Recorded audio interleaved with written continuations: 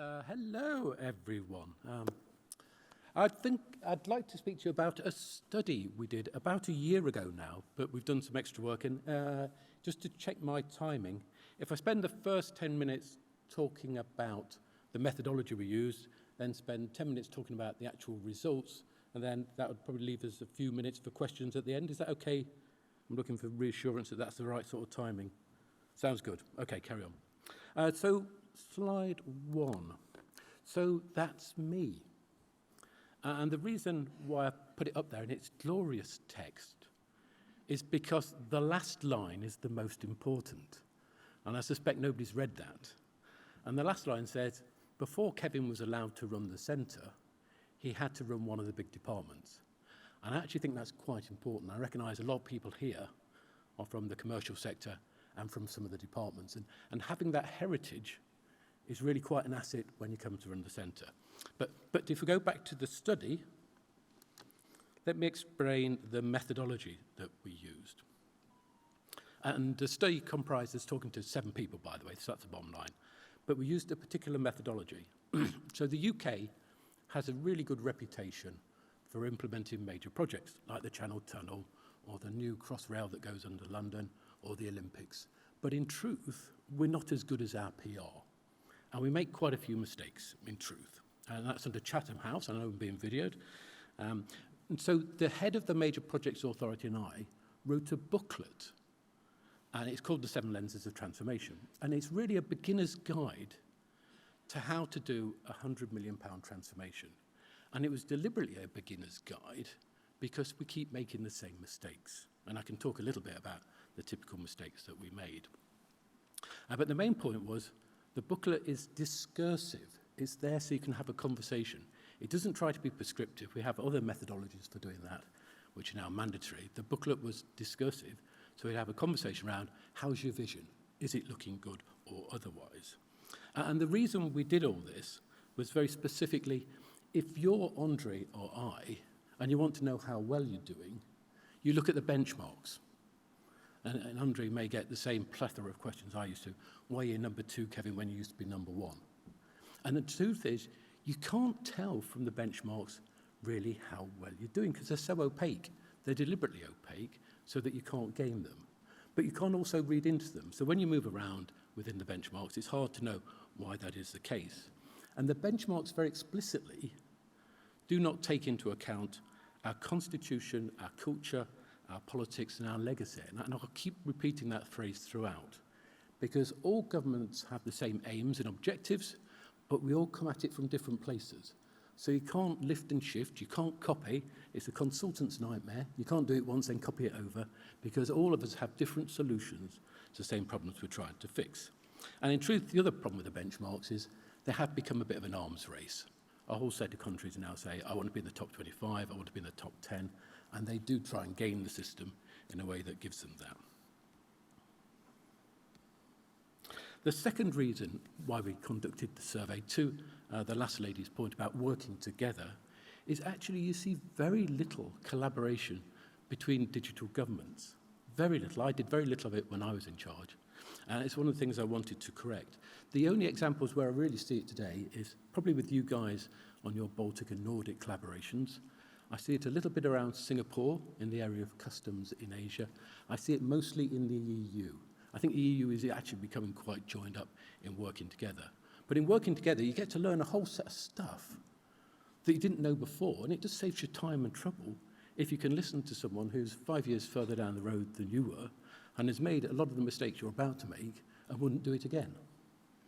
And then the final thing is, Kevin, who's here from the UK as well, runs an organisation called the Global Government Forum, and they convene the CDIOs of government on a yearly basis.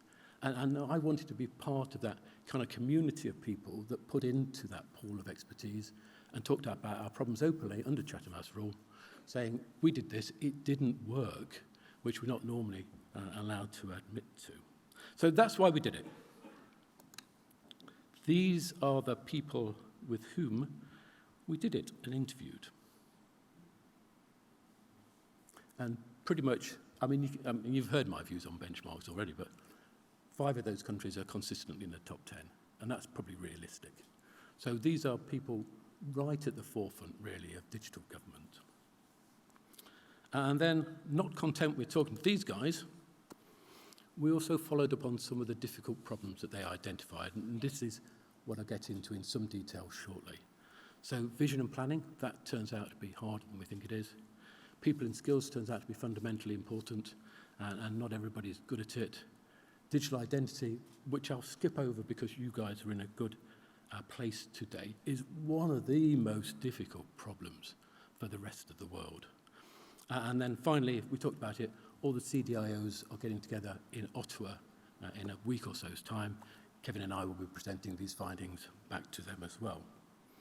Not content with talking to the technical leaders, there's a whole set of issues that come out of this around procurement and finance, and there's a whole set of issues come out of this around education for senior leaders within government. And again, we've talked to the chief financial officers, and we've talked to the CEOs, and I'll replay back what they said in response to my comments. So, now we're into the findings. So this first one was a bit of a surprise. Let me just grab my notes.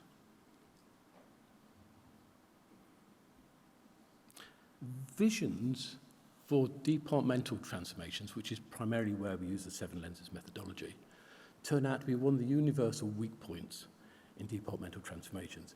People don't really describe well enough what they're trying to achieve, so people on the ground don't know how to implement it. People disagree about what they're trying to implement. It evolves over time, and it's only one of the weak points. For government, it turns out it doesn't make much difference at all. And actually, when I'm being controversial, I say they're all pretty much the same. All government transformation strategies talk about things like digital identity, data-centered design, user-centered design, creating life events that are interdepartmental. They talk about better tools and techniques for civil servants. And in truth, you could pick up anybody's and copy it and call it your own, because they're that samey. But if you do want to do that, the 2 best ones I would recommend are Singapore and Saudi Arabia. But otherwise, they're much of muchness, mine included. And the most important, well, let me give you a quote. This actually wasn't me, but it could have been me. And it says that the strategy of this country, this is a big country, by the way, and obviously one of those 7. Their strategy contained nothing objectionable, but also nothing actionable. And I challenge you all to go back and start reading government strategies, and you realise that is entirely true for most of them. Most of them talk about good stuff, but there isn't a plan behind it. And we talk about that a little bit in a second, where actually the strategy is less important than the plan that goes behind it. And the best example we saw of a plan that went behind a strategy was actually one of the smaller countries. And their parliament rotates every 3 years. And they sit down with their ministers and all the departments, and they issue a 3-year plan where the departments agree to be measured against their progress on the strategy using some KPIs, and then their head of technology for the departments are actually bonused on how many they make. And that's a huge contrast with a lot of countries like the UK, Canada, the US, where we don't have that level of authority at all, and we rely on collaboration and goodwill to get the strategy done. This particular country had it really nailed in terms of they were clear what they were trying to achieve collectively, and then they were all incentivized to achieve that.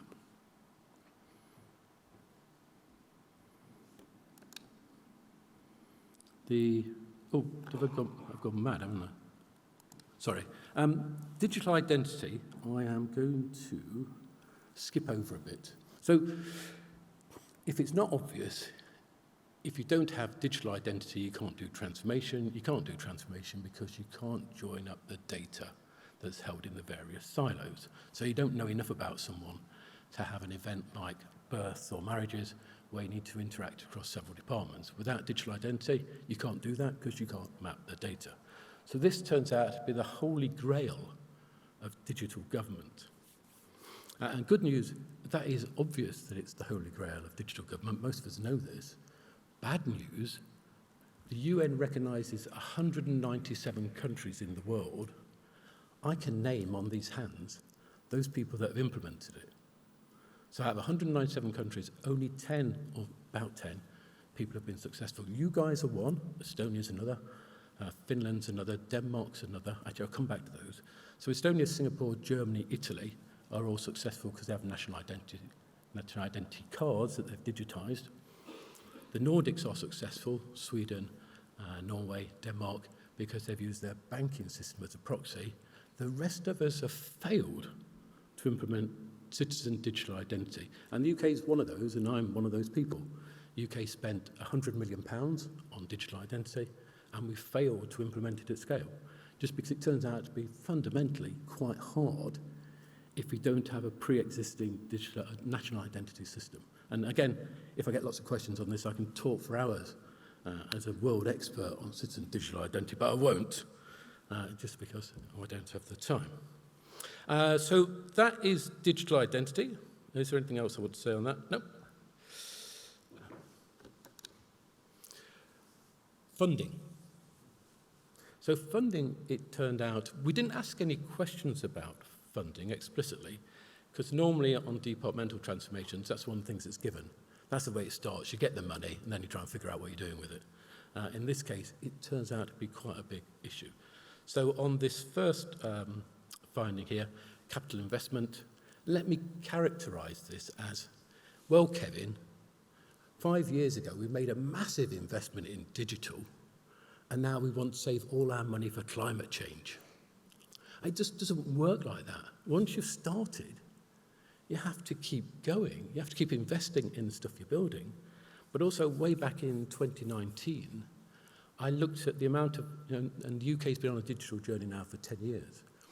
I looked at the amount of legacy we still had to tackle, and I calculated we had £2.5 billion worth of legacy in central government that would take somewhere between 15 and 20 years to still resolve. So one of the big problems is the attitude you often see in finance ministries or treasuries, where they think they've made a one-time investment in digital and it's all fixed, thank you. That is not the case. You need to keep investing. The second problem we have, and I raise this in front of the global CFO, so you'll enjoy this, is around funding. There's three big problems. The first is that a lot of treasury departments think that investing in digital transformation is like building a bridge or a road or a railway. You know what you're doing, you just got to plan it right, and then you get on and do it. And it takes 5 years. Everything in the UK takes 5 years, because that's the lifetime of our parliament, and there's a story in itself. But it's not like that when you're trying to change the welfare state, because you get the first iteration out, and people start to use it, and people start to adapt to it, and start to change their behaviour with it. And then you have to change it again, because you didn't want some of those behaviours, you wanted the other good ones. And that's the difference really with digital transformation, and why you can't plan it like you can a railway or a bridge as a waterfall programme, because you need to remain agile and keep learning as you go by testing and learning. And that message still hasn't landed with so many central finance organisations, treasuries. The second issue we saw was that a lot of genuine, what we call life events, registering a birth, getting married, notifying someone of someone's death, are cross-departmental. So it requires departments to work together in a single funding model. We found no evidence anywhere across these 7 countries of best practice for doing that. Everybody had a scheme, they kind of made it work, nobody was happy with it. We didn't find any evidence of best practice. The third thing we found, and I'll give you a quote in a second, was procurement people still don't really get the fact that when you're working in an agile way, you can't stop for 6 months and issue an RFP. It just doesn't work like that. You can't just stop and do things the old way. And let me give you, and this was a massive surprise, I think, for me at least, because we've tackled this in the UK and we don't have this problem, but a lot of these lead countries still do. And let me give you a quote. So when I raised that in front of all these global CFOs and said, you're doing it all wrong, this is the message we're trying to get across to you, this is the response I got. It said, the government's ways to purchase services and products are cumbersome, but it's not a real issue. Of course, it may cause some extra harm, but if you do this tendering and planning properly, it's never a real problem. Well, it is, I can assure you. We wouldn't have raised it otherwise. But it just shows how long we're going to have to be on this journey to get this message across to some of these very senior procurement and finance folk. Last three findings were all about people. So the first one was actually, for this group of people, good news. 10 years ago, having enough staff to do what we needed them to do technically was our big issue 10 years ago. But for these 7 countries today, it isn't. And there are various different models. The UK relies quite a lot on its internal resource. Israel, on the other hand, is at the other extreme and outsources pretty much everything because they have very few people within their organisation. But good news, for these leading countries, it's not an issue. Now, I know you guys are in a very different position today around understanding what capability you have. And I think in the questions I've seen, I get a chance to talk a little bit more about the scale of the challenge that you will end up facing. But good news for these people, not necessarily uniformly across the world though, but we have built enough capability. So good news, people like me can give you some advice on how you might want to go about doing that. Number 2, constrained pay for top digital roles. So again, let me give you a quote from the report. We pay very competitively for the junior staff and competitively enough to get a fair number of mid-level staff, but we're absolutely not competitive when it comes to the most senior staff, who are the people we need the most. So in all these countries, there was an issue around paying to get the best people. And we talked a lot about, could you use interims? And we felt uniformly that interims can't really do the job because they don't have the longevity and they don't have the authority. We talked a lot about the mistake, which various people had made, in over-promoting staff to get them to do big £100 million transformations that go wrong. And when you think about it, getting a £100 million transformation wrong is far more costly than paying the right person to do the job in the first place. And still, a lot of governments aren't learning this. And this particular problem was particularly acute in countries like Israel and the UK, where we have a very strong private sector digital technology industry. Technology in the UK is 7% of GDP, to give you some sense of it. So government trying to compete with the private sector is very difficult. And you get this quote. So the two things that don't align are, one is you've got a very strong private sector. 2 is you've got the civil service saying, we can't pay anybody more than the Prime Minister. Well, it just doesn't work like that. If you don't pay people more than the Prime Minister, you won't get great people in technology because the market's just not there. And interestingly, we did a survey of the whole of the senior people in the UK civil service. 93% of the senior people in the UK civil service think we should pay more for technologists. And we still don't. And we wonder why things go wrong. So if you want a bad idea, don't pay people. That is really the best false economy in the business. Last one, this might resonate with you guys. Departmental leaders and ministers often lack the understanding. Well, good news, we raised this with the CEOs when we met with them in Singapore earlier this year. And good news, they agree. They don't think they and ministers have the right skill sets to manage large departmental transformations. The bad news is, none of us are quite sure how to fix this. But we have started developing a course for permanent secretaries to try and give them the basics of what it means to try and run a £100 million transformation with all these strange-looking digital people turning up that don't really look like the traditional civil services. And that was pretty much it. I think I at least was, I can't see anything out there at all. I was at least under the understanding that I got a couple of questions that were lined up for me to answer that have been Thank you. Yeah, you got a couple of questions. First one, what are the 3 most important things that we should do now in Iceland? 3 most important things to do now. So let me just add, nobody did this right, me included, by the way. But the 3 most important things, and you're doing very well because you're on 2 out of 3, is get your national website up. So I know we talked this morning about your .Iceland site. We also got a gov.uk very early. big task in our case. I think you consolidated 2 sites to produce your one. We consolidated 1,900 different sites, and it's now 500,000 pages. But get gov.uk equivalents up, because that is a single source of truth for people, particularly in times of crisis like COVID, makes a huge difference. Number 2, I banged on about it already, but digital identity is the holy grail of digital. And if you've got it, brilliant, you can motor on. If you don't, like UK, America, Canada, lots of big countries don't, you are really quite stuck, actually. It's very difficult to move without it. And the final thing that I think you need to do is really around digital academies, train people.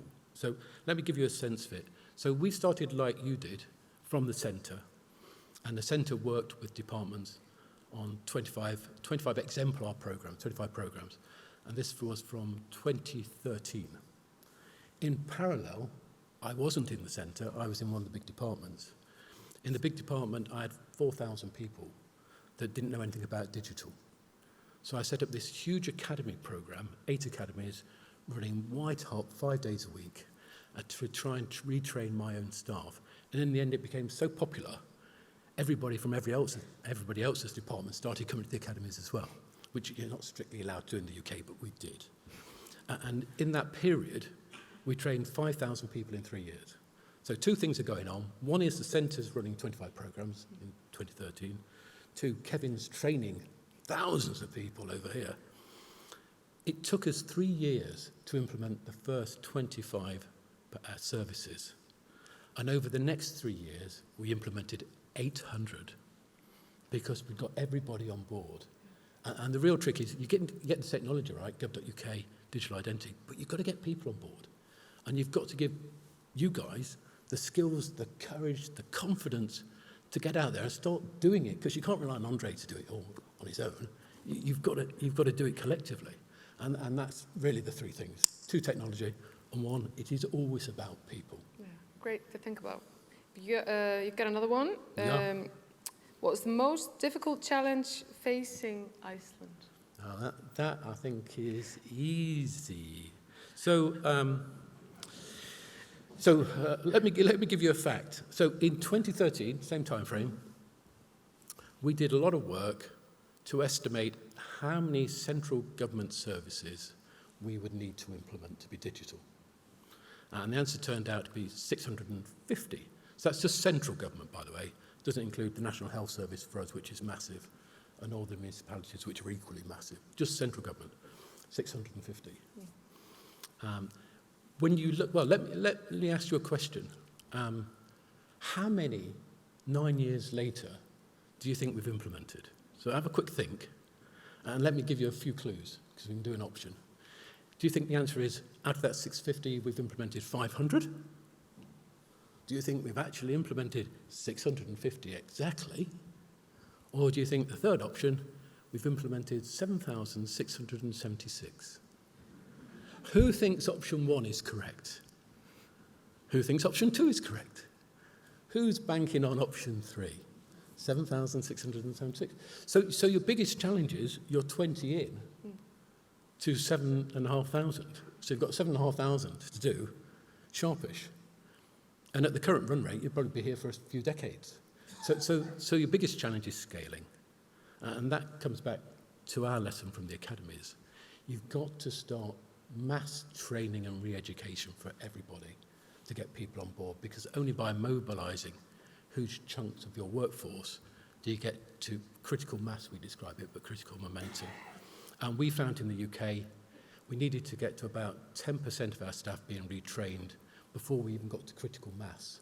And people started to believe it could be done, and we'd do it from there. So yeah, your biggest challenge is you've got 7,000 central government apps, you've probably got about 4,000 municipal apps to go.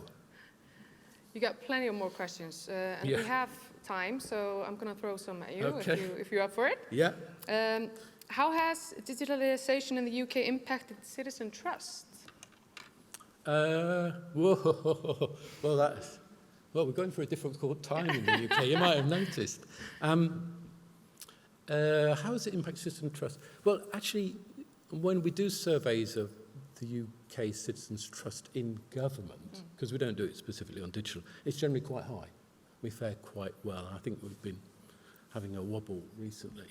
But I think so to give you some sense of it, gov.uk, which is 500,000 pages, it's so big we have to have a machine learning algorithm now tag it on a nightly basis, is used by 1 in 3 citizens every week. So UK citizens have a huge amount of trust in gov.uk. Yeah. They see it as the absolute definitive source, more than the BBC even, more than the BBC. So I'd say trust in digital government is very high in the UK because of the use of gov.uk. And a lot of the services have been genuinely revolutionary in terms of their impact. And maybe if I just tell you about one. So one real example was something we implemented in the Department of Work and Pensions, where if you're diagnosed as terminally ill in the UK, that normally means you're out of work and you're quite worried about money. So there's a benefit in the UK called the Terminal Illness Allowance that tides you over for this period of terminal illness before you die. And a lot of people, when they're in that position, really worry about money. And in the old paper system, people used to try and fill it in, get it wrong, have help from a medical assistant, get it wrong, send it in, it was sent back. It took, weeks of stuff before people finally got paid. And one of the best things we ever did in the UK was we digitised it. And we digitised it for the first time in a way that health professionals using their identity card, because health professionals have a key card to let them in, could put it into a reader. We were absolutely assured that was a medical professional filling in the form. They filled it in on behalf of the patient using their medical records. And as soon as it landed in our systems, we could pay it straight away. We went from having a 2-week turnaround, which was incredibly traumatic for the citizens, to we paid it instantly. And that, that changes attitudes to digital. Well, it changes lives, but it certainly changed attitudes towards digital. Yeah. Got another one related to gov.uk. How do you manage the content which belongs to hundreds of organisations? It's all delegated to the organisations. It's got a massive content management system that goes with it. And again, there's lots of training involved in getting them to do it, but it is all delegated. So each department will create its own data and curate its data.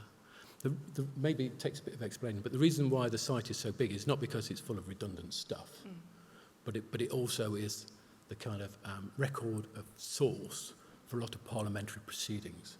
So everything that happens in Parliament ultimately finds its way into the repository on gov.uk, so it's open for people to look at, and that's why it gets so big. But most of the departmental stuff is quite manageable, managed by human beings in the departments.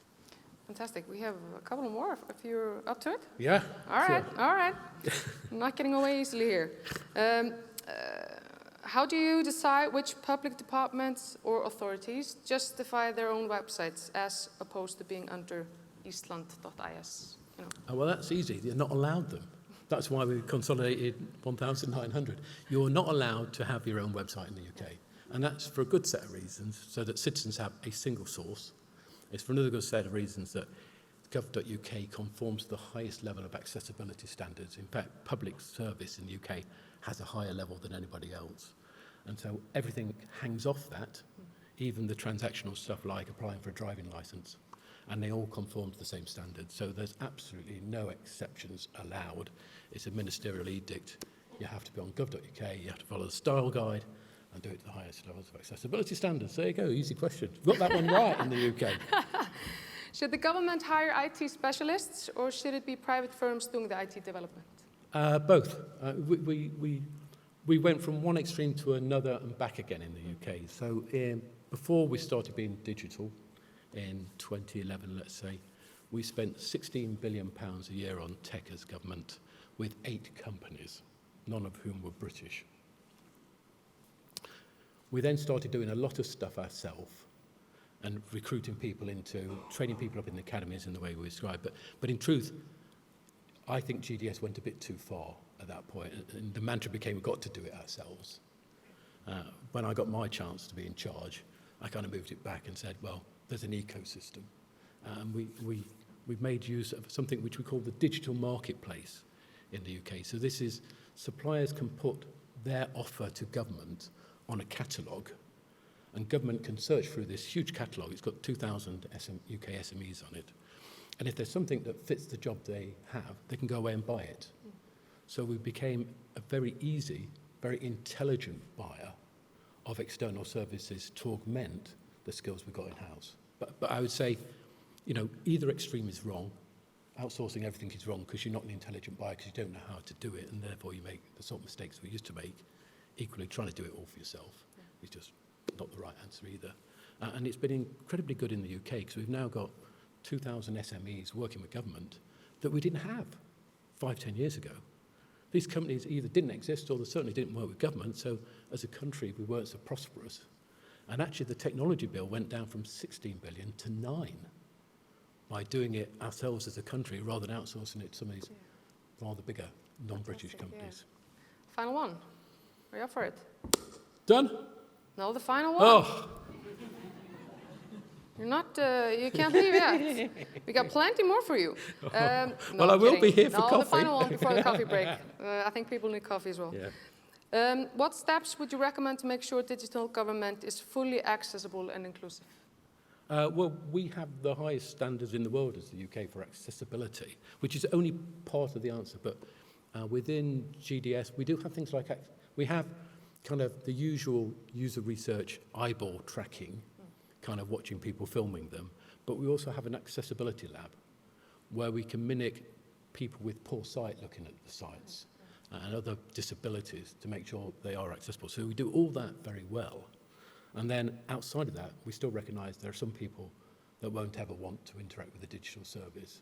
And then we provide bespoke help to them, whether that's sending people around to help them or other things. So we make sure that nobody is excluded from what we do. Fantastic. I could stand here all day and talk to you because people are very interested in what you have to say.